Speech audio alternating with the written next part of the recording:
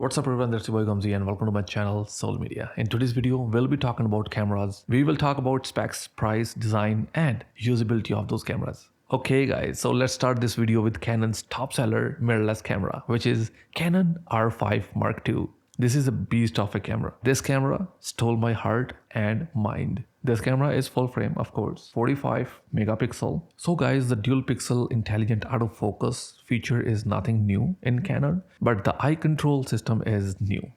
I'll explain it, how it's new and what is the usability of that. This camera is perfect taking images and it can take up to 8K video as well. But this camera is specially designed for sports events and sports photography. So according to them, action priority menus, settings for still photos, identified sports specific events, ball positions for soccer, basketball and volleyball. I mean, this is something new. I have never seen this kind of features in a camera, but now the technology is expanding. It's kind of more AI features in cameras. And just like my Sony A4, you can register up to 10 people in this camera. And now let's talk about the exotic feature of this camera, which is eye control focus. According to them, this camera has that eye control autofocus, which allows shooters to use their eye to initiate where the focus point is simply by looking through the electronic viewfinder. So you don't need to press any button. You don't. So usually what I do sometimes, if it's an event or wedding or a sports or a baby shoot or a portrait session, I use different type of autofocus points for different scenarios. But here with this camera, with Canon R5 Mark II, you don't have to do anything. You don't have to change your settings at all. If you're looking through the viewfinder, let's say I'm looking towards this direction, the autofocus will work this direction.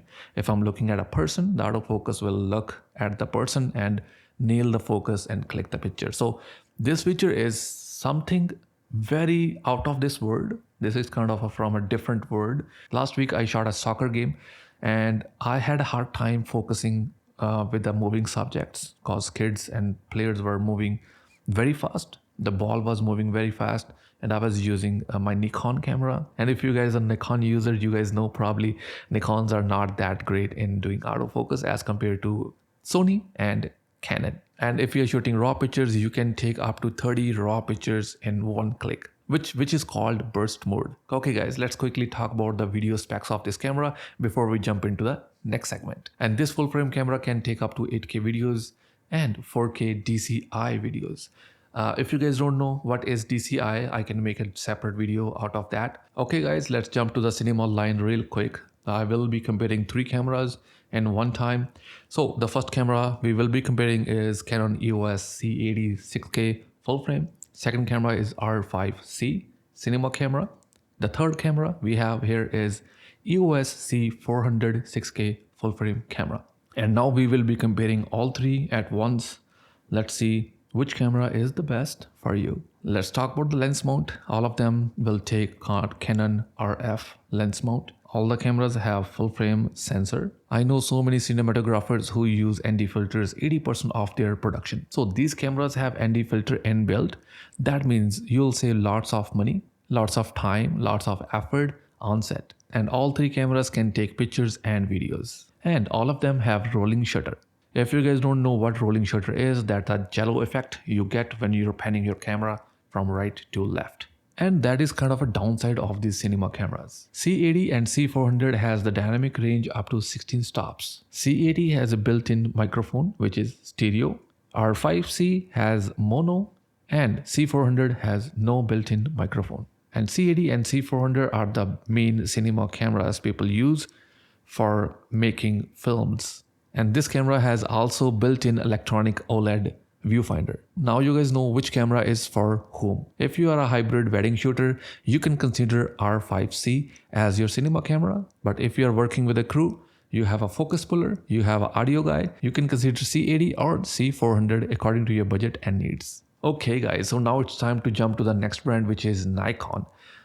Originally, I was a Nikon guy for last 10 years. I just recently shifted to Sony, but my heart is still with Nikon, and I want to talk about the Nikon's latest Z9. So quickly, I will read those specs for you, and then after we will discuss who's this camera for. Okay guys, so of course, this is a full frame camera. It has a 5-axis image stabilization. It takes photos and videos, and it can record internally up to 12-bit. And if you guys have Ninja just like me, you can record through HDMI 8K or 4K. This camera is a powerhouse. So guys, I'm gonna compare two different categories here. One is from Canon and one is from Nikon. I don't know if this is the right comparison. One is cinema camera, one is picture and video camera. Nikon Z9 and Canon R5 C. This is not for images. This comparison will focus on video specs most of the time. Let's see if both of the cameras are any good in video. Lens communication with autofocus. The sensor resolution on Nikon Z9 is 45.7 megapixel versus Canon R5 C is 47.1 megapixel. They are both full frame CMOS sensors. So the video capabilities, the internal recording first. Z9 can take raw 12-bit files up to 7680 into 4320 at 60 frames per second. The cinema raw light raw, and Canon R5 C can take cinema raw light raw files up to 12-bit. That is 8192 into 432 at 60 frames per second. Oh my goodness. So Canon R5 C can do 2570 megabyte per second. So Z9 is not showing us what is the megabyte per second it can shoot. There's no specifications online for this camera. Canon's selling point is just right here. It can shoot up to 2570 megabyte per second. That is a big file. If you have this camera or planning to buy this camera, plan to buy a better, faster computer with lots of storage, because it's gonna eat up lots of storage real quick. And okay, so the external recording, it can record, both cameras can record HDMI up to 8K. Okay guys, the real difference here in internal recording is the DCI 4K and DCI 8K recording. Canon R5 C is the winner here. It's shining like a star because it can record up to 4K DCI and 8K DCI, which is a game changing for me, because DCI is like real 8K and DCI 4K is actual 4K, cinema 4K. It's not UHD, it's not crowd, but it's actual DCI 8K and 4K, which is something big. Once you decide to record 4 to 10-bit 8K DCI, you can record up to 30 frames per second at up to 540 megabyte per second. This is not a small file. It will be a huge file for sure. And guys, another difference from Z9 to EOS R5 C is external recording as well. So this guy, the Nikon guy, can record up to UHD 4K up to 30 frames per second, and Canon guy can record up to DCI 4K 60 frames per second. If you record videos more than pictures and you're looking for a cinema quality, I would say go for Canon. Canon is kind of a winning here. Canon Z9 is a flagship camera for Nikons, and Nikon does not have any cinema line camera just like R5 C. So I have to do this comparison because there's no option with Nikon yet. I know Nikon bought a red.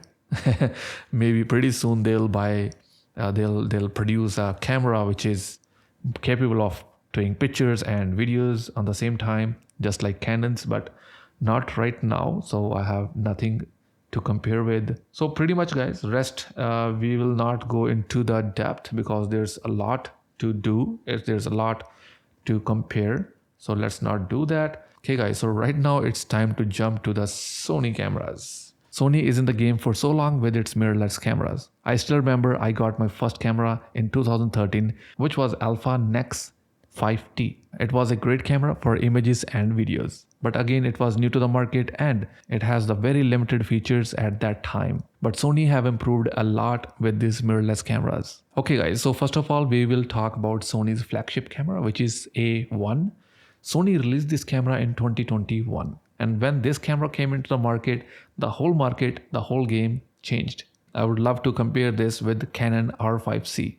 Let's do it. So now we have both the cameras, and both the cameras have the capabilities of doing great pictures and amazing videos.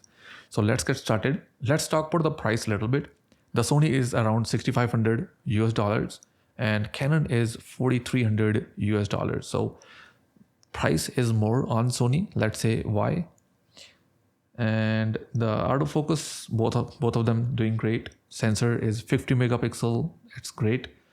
Both are full frame IBS.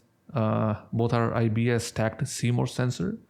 And let's do the both can do stills pictures and all that stuff. Oh my god, Sony cannot do DCI. The A1 cannot do DCI at all internally.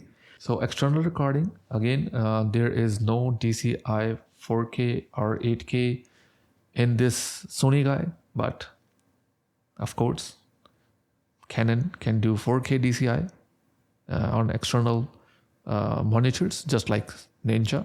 So I'm still wondering why Sony is so expensive than Canon.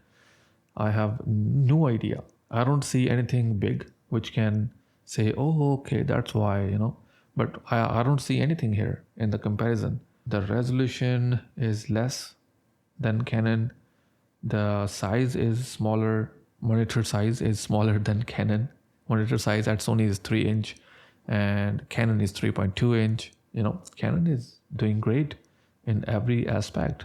The memory card slots, Canon can take up to 2 terabyte memory card, but Sony can take up to 1 terabyte as I know, but it doesn't mention here on the website. So before Canon beat Nikon Z9, now it's beating Alpha 1, which is the flagship camera of Sony. I know Sony is kind of old. It came in 2021, but now Canon R5 Mark II came in 2024, I believe so. It's fairly new than Sony, I know. I understand that point. I need to change the category from Sony A1 to cinema line. Let's compare the Canon R5 Mark II to Sony's. Now let's see FX3 can do better or not. Now FX3 price is 3,600. Sony's price is 4,300. So FX3 is a little cheaper. Video specs right away because that's what I am doing here. Okay, so FX3 cannot do DCI recording. Again, it can record up to 4K recording UHD. So let's talk about, let's see external recording.